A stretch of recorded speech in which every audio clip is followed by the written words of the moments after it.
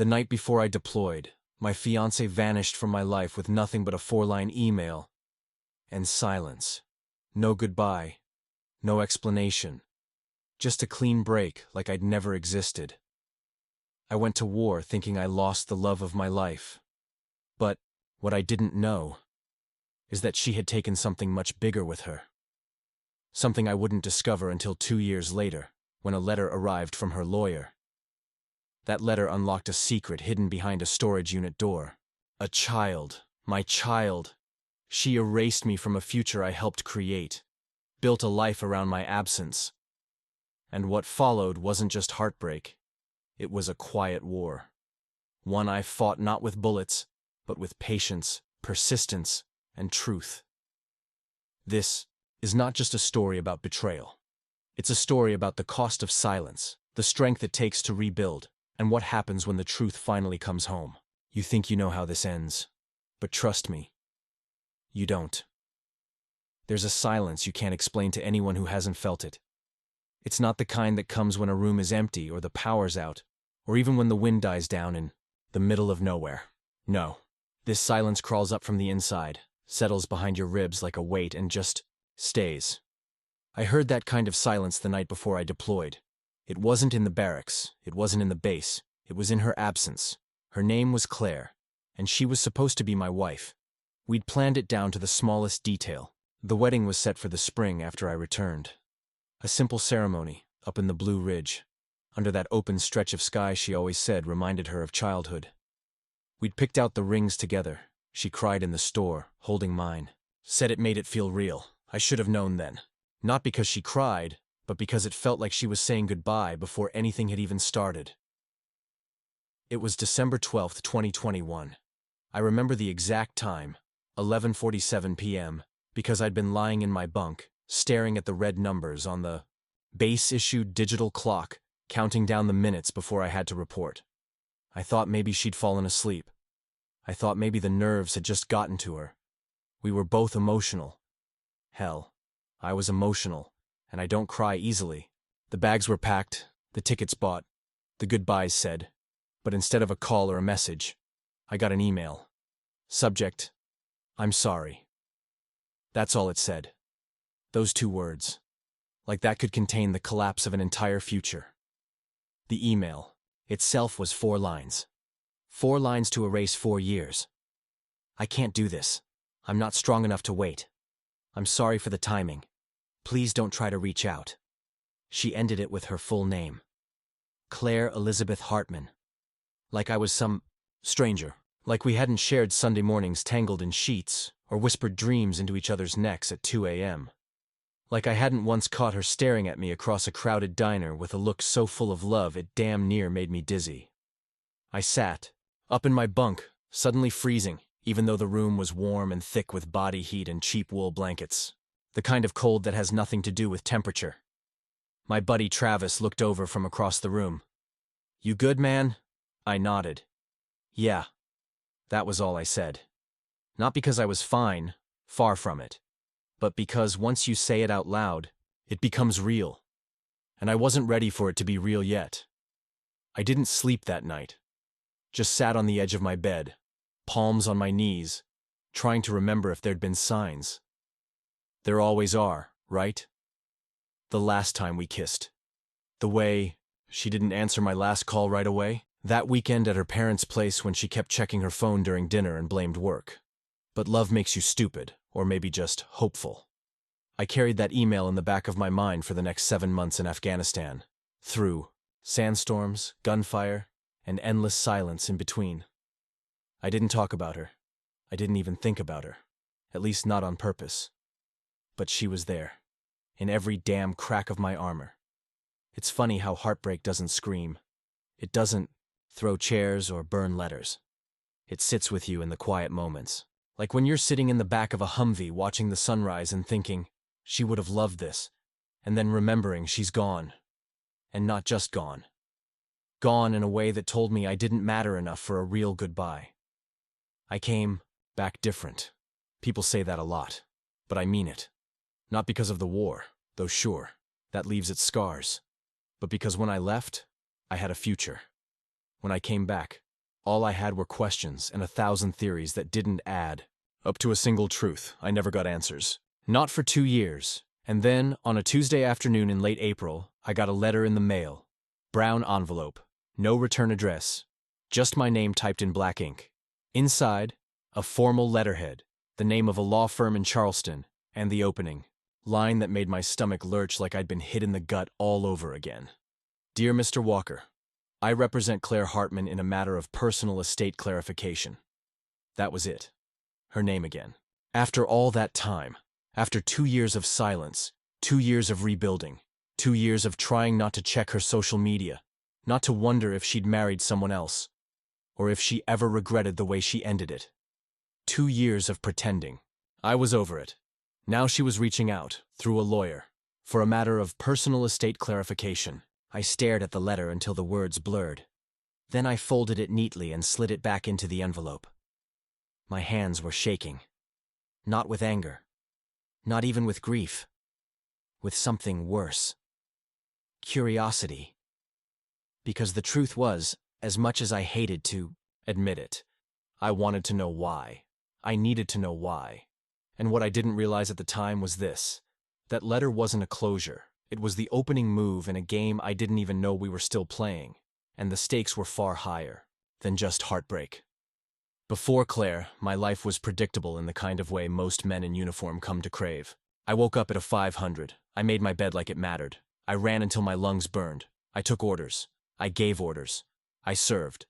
The military gave me structure when everything else in my childhood had been chaos. I didn't have a father who taught me to shave or a mother who packed my lunches. Just an aunt in Kentucky with too many cats and not enough warmth to go around. So yeah, I liked rules. I liked clean lines. I liked knowing what came next. Claire. She was the first beautiful thing. That didn't follow a schedule. We met in the most ordinary way, at a gas station outside of Raleigh. I'd pulled off the highway, just driving aimlessly after returning from a long deployment. Still hadn't readjusted to being back in the States. Everything felt too clean, too quiet. She was at the next pump, hair up in a messy bun, wearing scrubs and humming something by Fleetwood Mac. She smiled when our eyes met. That smile. That was the first time in months I felt something other than numb. We started talking. Turned out she was a surgical tech. Liked her job, hated the hours. Had a nervous laugh, but smart eyes that missed nothing. The kind of woman who'd ask about your past without needing every detail. I told her about my time overseas, and she didn't flinch. Just listened. Said her brother had served, and she respected it. Said she wasn't afraid of deployments. Should have remembered that people say a lot of things they don't mean. We dated for a year before I proposed. It wasn't dramatic. No fancy dinner or flash mob. Just the two of us, in the kitchen of her apartment, a storm rolling in, and me asking her if she could handle this life. She said yes before I could even show her the ring. Said she didn't care where we lived, what uniform I wore, or how long. I was gone, as long as I came back to her. That's what she said. And I believed her. The first few months were golden. Mornings with coffee and chipped mugs, her feet always freezing under the blankets, her habit of singing off-key in the shower. I didn't need fireworks. That quiet kind of love, that was enough for me. We started planning the wedding early. Nothing big, just family, close friends. A cabin venue with wood beams and a lake in the distance. She wanted wildflowers, not roses. Said roses were too staged, too dramatic. Claire didn't like drama. That was one of the things I loved about her. How calm she made everything feel. But looking back, I think maybe it was me who was calm. Maybe I mistook her quiet for steadiness, when really it was just avoidance. I noticed the shift about 3 months before I was set to deploy again. Subtle things. She stopped talking about the wedding, put off sending invitations, said she was tired from work, that we'd have time later.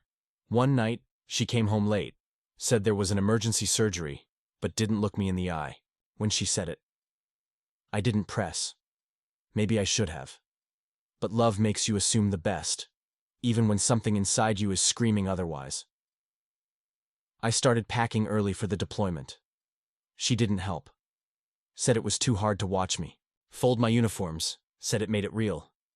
She kissed me goodbye a few days before I had to leave, said she'd drive up and see me off. Said, "I'm proud of you. I'll be waiting." She never showed up. No calls, no texts, just the email. You'd think I'd rage, break something, curse her name. But all I felt was the strange weight of it all collapsing.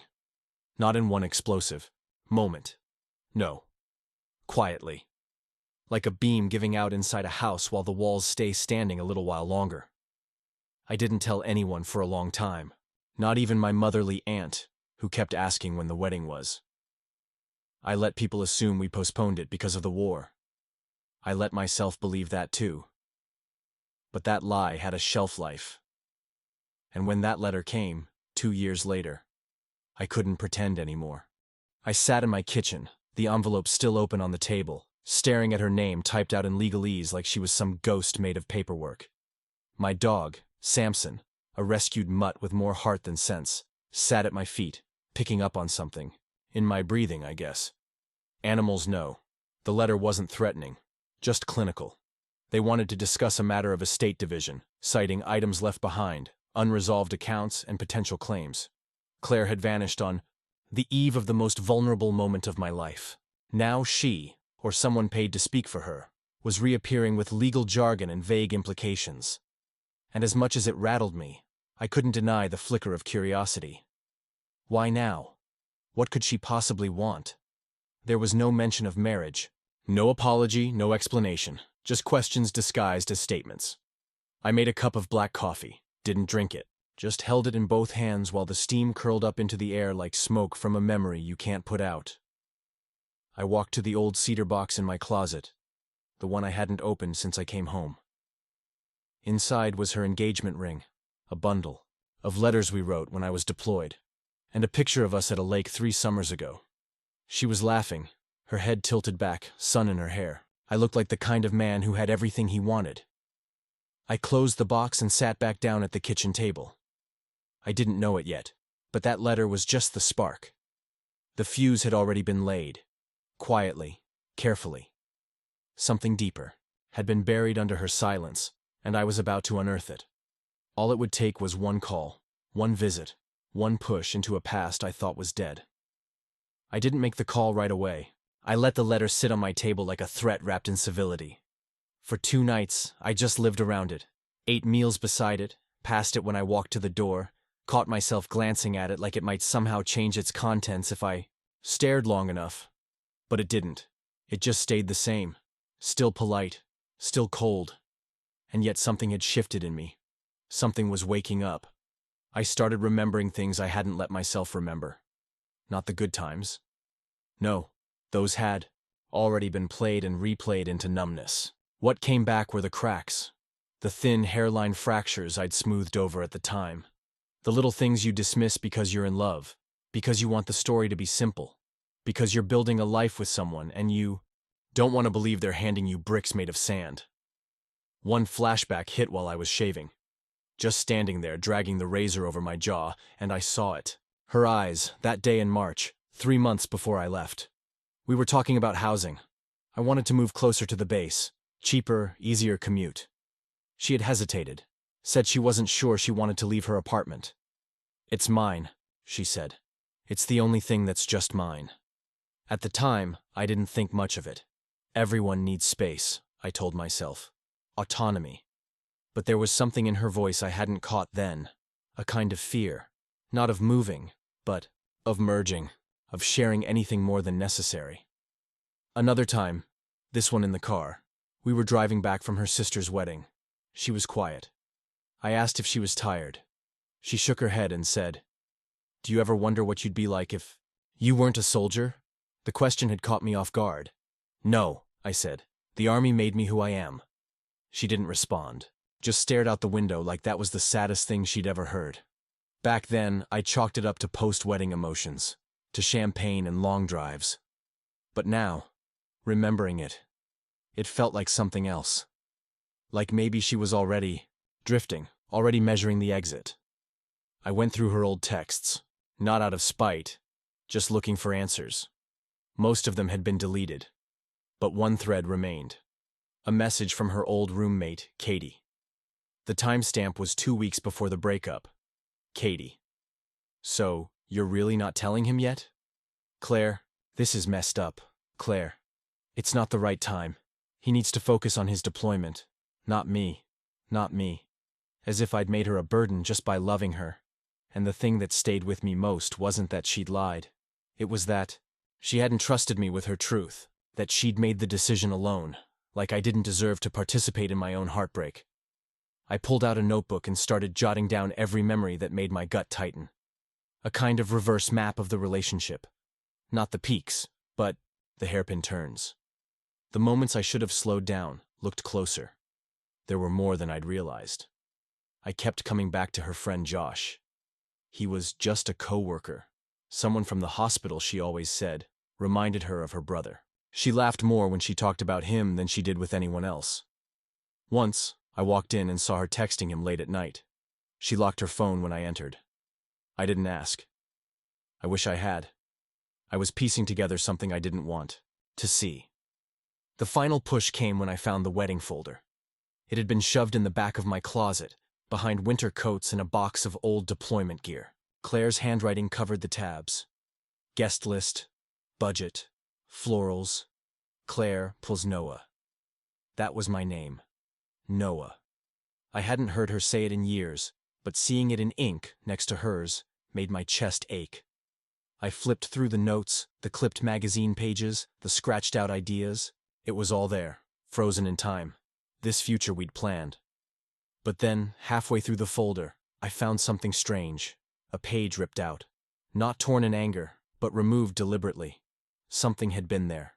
Something she didn't want me to see. I pressed my fingers against the indentations left on the back of the next page. Words had been written there. Maybe scribbled, maybe scrawled in panic or guilt. I traced the pressure marks like Braille. Couldn't read anything clearly. Just the shape of her fear. That was the moment I decided I couldn't ignore the letter any longer. I needed to see what she wanted. I needed to know what this really was. So I called the number listed at the bottom of the page. The receptionist answered, chipper and rehearsed. Good afternoon, Hartley and Dean Associates. How can I help you? I swallowed the bile rising in my throat. This is Noah Rains. I received a letter from your office about Claire Hartman. Silence. Then, please hold. I waited. Classical. Music played on a loop. Something delicate, like a lie dressed in lace. When the lawyer finally came on, his voice was professional, measured, too calm. Mr. Rains, thank you for returning our correspondence. Ms. Hartman is requesting your attention on a matter involving joint property and possibly shared financial liability. I didn't say anything. He continued, like reading from a script. It pertains to a storage unit she claims you both leased during your engagement. Some items were left behind, and she'd like to clarify ownership before proceeding with asset redistribution. Storage unit?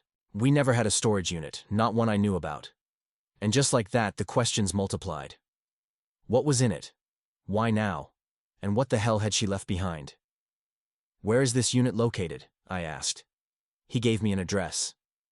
It wasn't anywhere near where we'd lived. In fact, it was 2 hours away, in Charleston, a city neither of us had any reason to be in. Not unless she was hiding something. I didn't know it yet, but what I was about to find inside that storage unit would change everything I thought I knew about Claire Hartman. I didn't tell anyone I was going. Didn't even bring Samson. Just filled the tank, set my phone to silent, and drove south toward Charleston, the lawyer's voice echoing in my ears the entire way. Joint property, shared liability. The kind of phrases that wrap daggers in velvet. The road was mostly empty, flat stretches of interstate dotted with pine. The sky a slate gray that threatened rain but never delivered. It was warm for April. Too warm. I cracked the window to let the wind in, but it didn't help. My skin itched, like the truth was already pressing against it, trying to get out. The storage facility was tucked behind a strip mall on the edge of the city, past pawn shops and used car lots and payday loan signs. It didn't look like a place for sentimentality. It looked like a place people went to disappear parts of their life. The woman at the front desk was polite, too polite. Her eyes scanned the court order I'd brought with me like she saw this kind of thing all the time. Maybe she did. Unit 2047, she said, sliding a key across the counter. Back row. Far left. I took the key with a nod. Didn't speak. Didn't trust my voice to hold steady. I found the unit easily. Metal door, rust at the hinges. I stood there for a moment just staring at it, wondering what was behind it. A box of old wedding decorations? Photos? Letters? Or something else entirely, something she never wanted me to see. I unlocked the latch, pulled the door up slowly, thigh. Light flickered once before stabilizing. Inside were 3 boxes, a small duffel bag, a pair of old sneakers, and a gray filing cabinet. I stepped in. The air was stale, smelled like dust, paper, and something faintly chemical, like dried ink or maybe old perfume. I crouched by the first box. It was labeled Wedding, Do Not Open, Sharpie, all caps, Claire's handwriting. I opened it anyway. Inside, our vows, printed, not handwritten. Mine was there, marked up, revised, highlighted in yellow. Hers wasn't. Just a blank page tucked behind the program. And under that, the photo. The one her sister took the day I proposed. Claire on my lap, my arms, around her waist, her hand on my chest, flashing the ring. She was smiling, but now, looking at it again, her eyes looked glassy. Distant. Not love. Not joy. Something else. Regret. I moved to the next box. Books. Mostly psychology, journals, each one dated. I picked up one and flipped it open. It started in neat cursive, devolved into quick, frantic lines. Pages and pages of thoughts. One line jumped out. He doesn't see me. Not the real me, just what he wants to believe I am. I didn't know if she was talking about me or someone else. Either way, it burned. The duffel bag had clothes, a burner phone, a passport with her name on it, new photo, new haircut. She looked older, harder, like she'd seen things she didn't want to explain. The passport issued 6 months before my deployment. Claire never mentioned applying for one. I turned to the filing cabinet, tried the drawers. Locked, but the top. One wasn't latched fully. It slid open with a tug. Inside were documents, receipts, photos, letters, legal-looking papers. And then, something that didn't belong. A birth certificate. I froze. The name at the top wasn't Claire's. It wasn't mine. It was Ava Grace Hartman. Mother, Claire Elizabeth Hartman. Father, left blank. Date of birth, August 3rd, 2022. I stared at the paper for a long time. The edges of my vision pulsed. My ears filled with a rushing sound, like wind through a tunnel. Claire had a child. My child. The timeline. It was impossible to ignore. We'd said goodbye in December 2021. She left me the night before I deployed. 8 months later, she gave birth. I stumbled back against the wall of the unit, pressed my palms to my knees, tried to breathe. My stomach flipped, my hands trembled. She'd left me. Because she was pregnant? Or because she didn't want me to know she was pregnant? My mind raced through the implications. Had she planned this? Hidden it? Was it fear? Guilt? Or something darker? Control? I sat on the cold concrete floor, pulled the certificate into my lap, read it again, memorized every letter. Ava Grace. She gave her my last name. Why? I opened the other drawers, found more documents, hospital bills, doctor records, notes from a pediatrician in North Charleston, a daycare application, and one photo. A baby girl. Dark eyes. Tufts of brown hair. Sitting in a high chair, cheeks messy with frosting. A single candle on a cupcake. First birthday. August 3rd. I don't know how long I stayed in that unit. Long enough for my legs to go numb. Long enough for the sun to move. I didn't cry. Not at first. But eventually the weight of it. Of her. Of the secret. Of that tiny face with my eyes. Cracked something in me. I left the unit with the photo in my back pocket and the birth certificate tucked inside my jacket. I didn't call Claire. Not yet. I didn't rage. Didn't threaten. I went home, poured myself a glass of water, and opened my laptop. There were things I needed to verify. Questions I needed answered, quietly, thoroughly, because something told me. Claire didn't raise this baby alone. And I had a sinking feeling that someone else had helped her keep that secret. Someone she trusted more than me. I didn't sleep that night. Couldn't. My body was still, but my mind was clawing at itself, searching for logic, in a landscape of betrayal. Every time I closed my eyes, I saw her face, Claire's, tilting away from me in the kitchen that final week. She hadn't been cold. She'd been hiding something. Every gentle kiss, every soft goodbye. They'd been rehearsed. Measured. The way someone might place a box gently in the attic before locking the door and walking away forever. And now there was a baby, my baby, and a paper trail she hadn't meant for me to find. I opened my laptop and started searching. Pediatrician records listed a clinic in North Charleston. That was my first stop. I called the clinic, posing as Claire's brother. Said I'd lost a contact number and needed to get a message to her. I expected the receptionist to shut me down. Instead, she said, "Oh, Claire? Sure. She drops Ava off around 10:30 most Thursdays. You want us to pass along your number?" I almost laughed. All that secrecy, all that effort to bury the past, and she was living in plain sight. I told her never mind and hung up. Thursday was tomorrow, but I needed to know more before I made a move. So I did what any man with too much time and too many open wounds might do. I started digging into people I never thought I'd need to investigate. Claire had always been close to her friend Melissa. Back when we were together, they'd talk every day. Melissa was loud, opinionated, fiercely loyal, and oddly defensive any time I asked too much about Claire's past. I found Melissa's LinkedIn. She now worked at a real estate firm based in Charleston. Same city as the storage unit, the pediatrician, and most likely Claire. That felt like more than coincidence. I looked deeper. The firm's website listed recent closings. One caught my eye, a townhouse on Folly Road. Sold to a C. Hartman, cash purchase, March 2022. Claire, 3 months after I deployed, 2 months before she gave birth. I stared at the screen for a long time.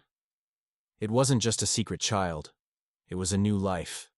Built quickly, quietly, and just far enough from where we used to live that no one from our world would notice. I did a reverse search on the property records. The notary listed on the sale? Melissa's boss. This was a network, not a random escape. I leaned back in my chair, let the weight of it all settle. Claire didn't just leave me. She was protected, helped, sheltered by people I thought were on the sidelines. People who, in their silence, had become accomplices. The next morning, I drove to North Charleston. Didn't bring a weapon, didn't wear a uniform, just jeans, a gray t-shirt, and the weight of 1,000 questions strapped across my chest. Parked across from the clinic and waited. At 10:26 a.m., a navy blue Subaru pulled into the lot. Claire stepped out. She looked the same, almost.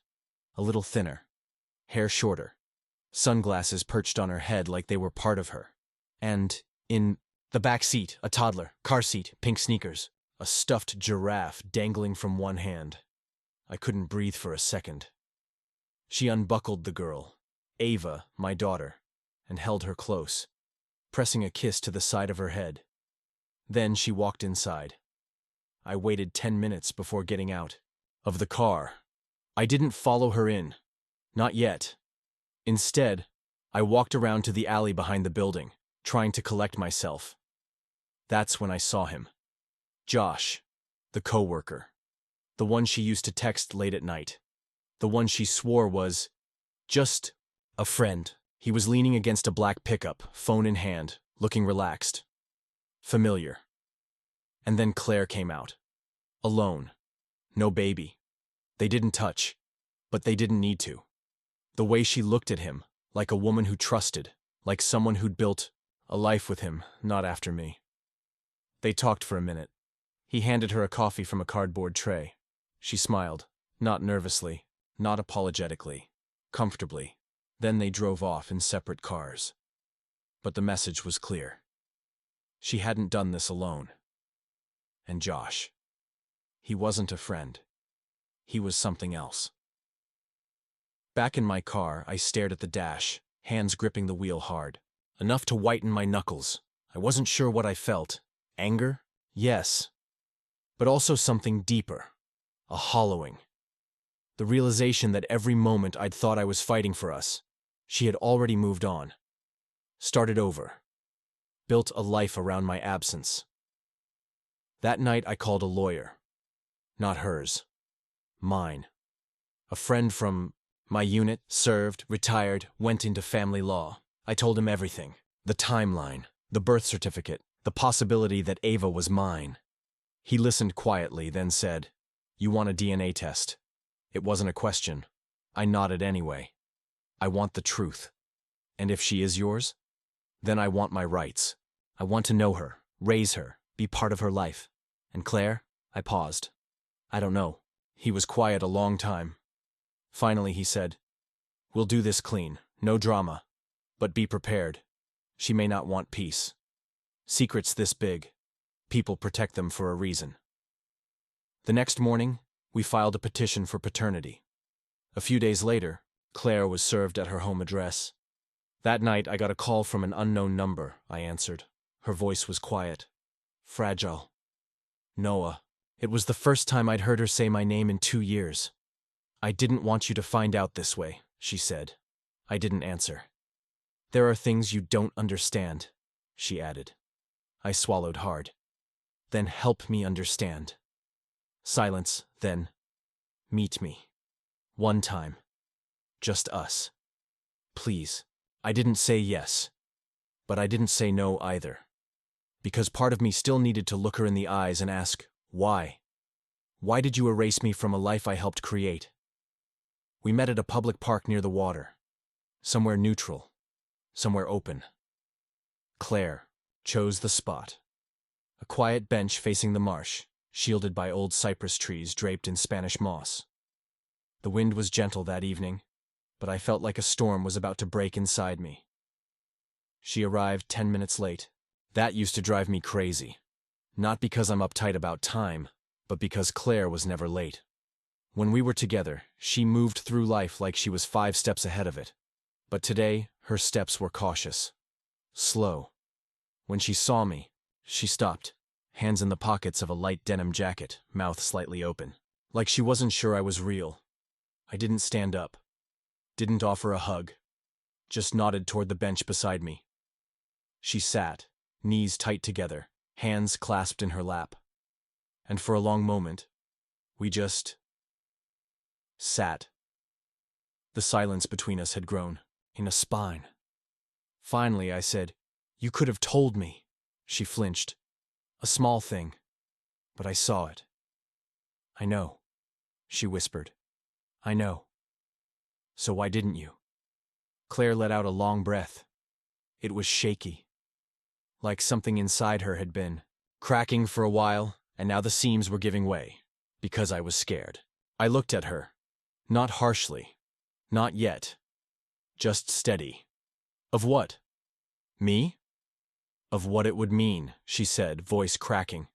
"Of having to choose between what I knew and what I was supposed to want." That's not an answer. She nodded slowly. "I know." I waited. Then she said something that shifted the ground under my feet.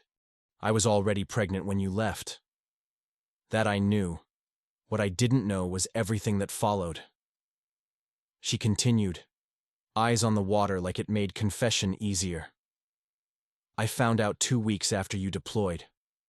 At first, I thought, maybe it was a mistake, a missed period from stress. But then the test came back positive, and I panicked.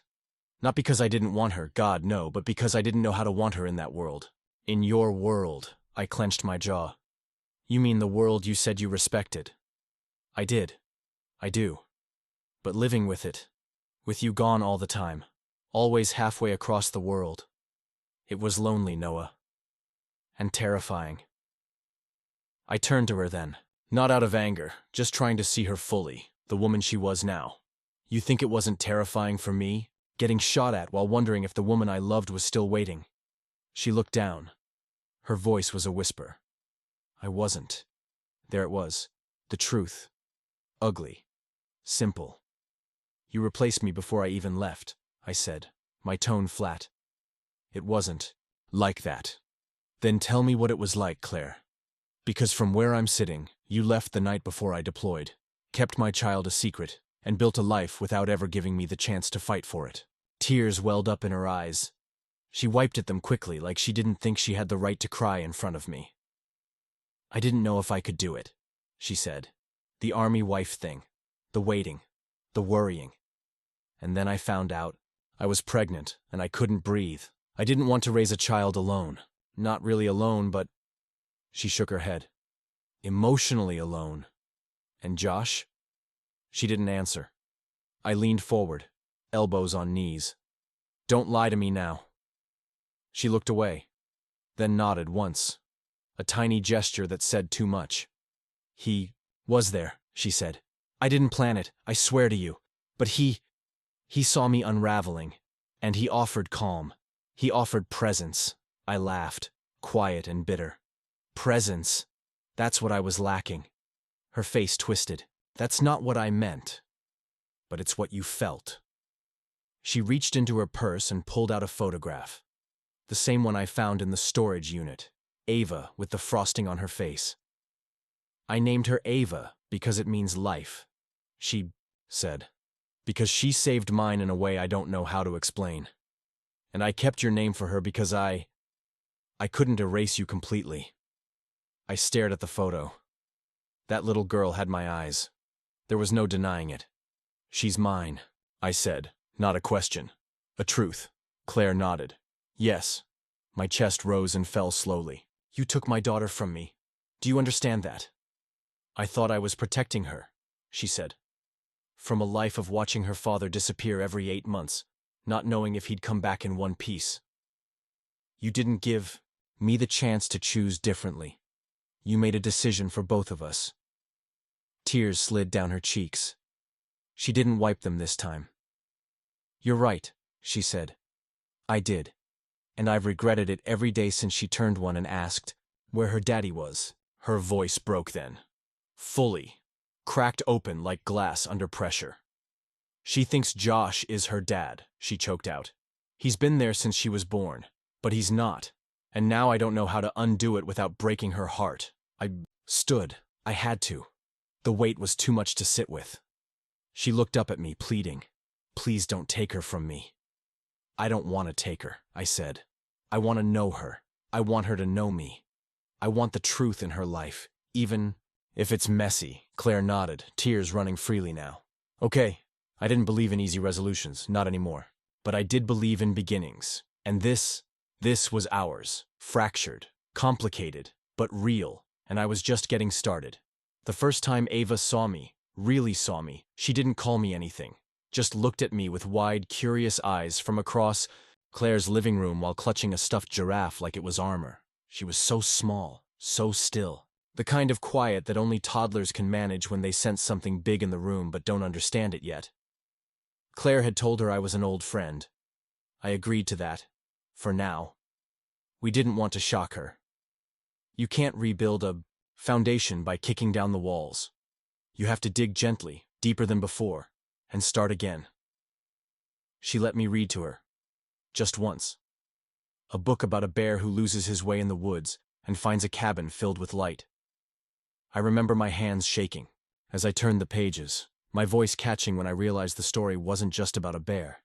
It was about me, a man trying to come home to something that wasn't waiting, but was still there. After that, I came by every Thursday. At first, Claire hovered like a shadow in the doorway, arms crossed, heart in her throat. But slowly, she began to retreat. Into the kitchen, trusting me in those short bursts. Ava would play, talk to me, ask questions in her soft, uncertain voice. Why don't you live here? Because I live in a different house. Oh, you should move here. And just like that, The knife twisted. I didn't answer, just smiled and said, "Maybe someday I'll live closer." The legal process was quiet, professional. We did it all through our lawyers. Court-supervised paternity, then visitation rights. Claire didn't fight me, not once. It felt less like surrender and more like something she'd been preparing for without realizing it. Maybe she wanted this too, in some buried part of her that still respected the man I'd been to her once. The test, of course, confirmed what we already knew. She was mine. I stared at that paper longer than any deployment orders I'd ever been given. Not because it was surprising, but because it made everything real in a way I hadn't let myself believe. All the months in the desert, all the questions, all the silence, they all lived in that single line. Biological father, Noah Raines. Claire and Josh split up quietly. No drama, no shouting. She said he hadn't fought her on it, just packed a bag and moved out. Maybe he knew his time was borrowed. Maybe he loved her enough to leave without burning what remained. I didn't ask. It wasn't my story to finish. Claire and I never got back together. That's the part people don't understand. They assume a story like this ends with reconciliation, a rekindled romance, a second wedding maybe. But we weren't those people. Anymore. Too much had been broken, too much unsaid. But we became something else. Co-parents, allies, quiet friends with a long and jagged history. Some days she'd bring Ava over to my new place, a modest craftsman rental with a fenced yard and a tree that dropped pine needles like snow. We'd sit on the porch while Ava ran around, and sometimes we'd talk about the old days. Not in longing, just acknowledgement. "I should have told you sooner," she said once, tracing the rim of her coffee mug. "I should have asked more questions," I replied. We didn't need to apologize anymore. We'd already done the hard part, living with what we couldn't undo. Ava's third birthday was the first one I was invited to. She ran straight into my arms when I arrived. "No hesitation, no confusion, Daddy," she cried. I looked at Claire, startled. "She asked," Claire said. I told her the truth. My knees buckled a little when I picked Ava up.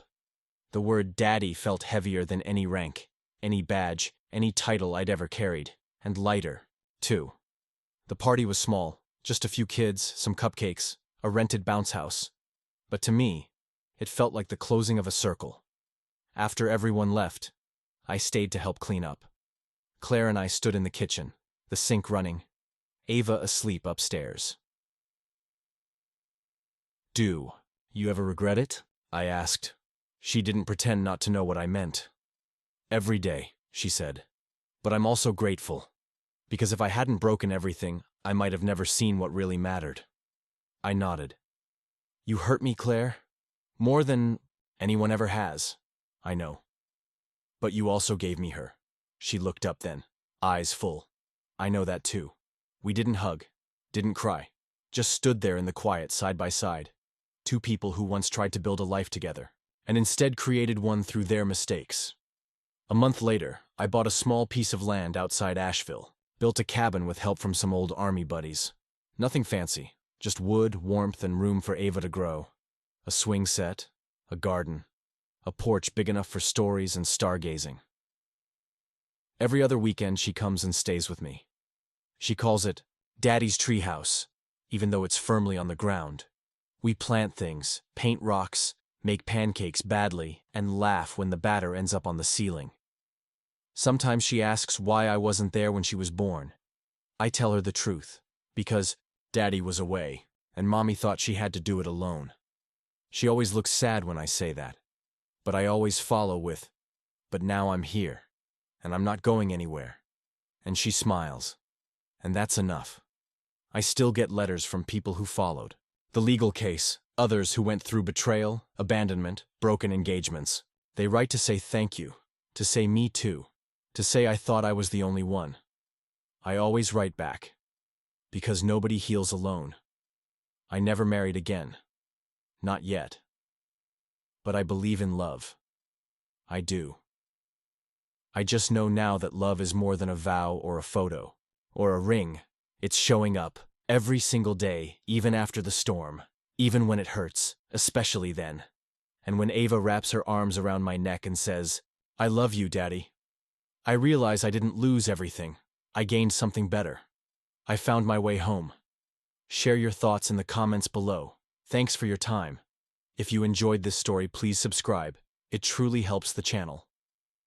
Click the video on screen, and I'll see you there.